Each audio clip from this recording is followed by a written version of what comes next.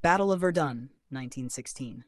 The furnace of the Western Front. In 1916, the hills and forests surrounding the ancient French city of Verdun became the scene of one of the most brutal battles in human history. For 10 months, the armies of Germany and France hurled millions of shells, thousands of soldiers, and increasingly advanced aircraft into a struggle that would symbolize endurance, sacrifice, and industrialized warfare. The Battle of Verdun was more than a clash of armies. It was a test of national will, and above the blood-soaked trenches, a new kind of war was unfolding in the skies.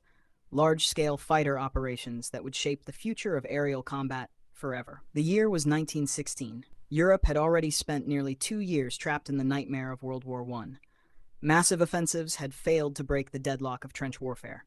Millions had died for only a few miles of ground. The German High Command, led by General Erich von Falkenhayn, believed France could be defeated not through conquest, but through exhaustion. Falkenhayn selected Verdun as the target, a historic fortress city whose symbolic importance to France made it impossible to abandon. His strategy was chillingly simple.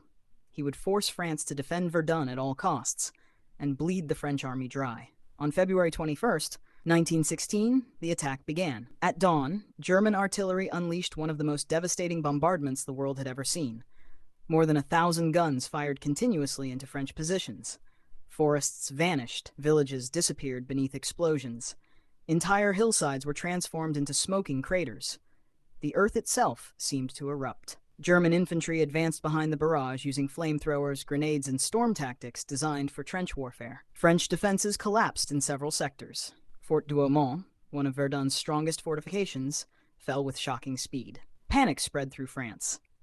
But the French command appointed General Philippe Pétain to organize the defense. Pétain understood that Verdun had become more than a battlefield. It had become a symbol of national survival. He issued a rallying cry that echoed across France: "They shall not pass." To keep Verdun alive, the French relied on a single lifeline, the Voie Sacrée, or Sacred Way.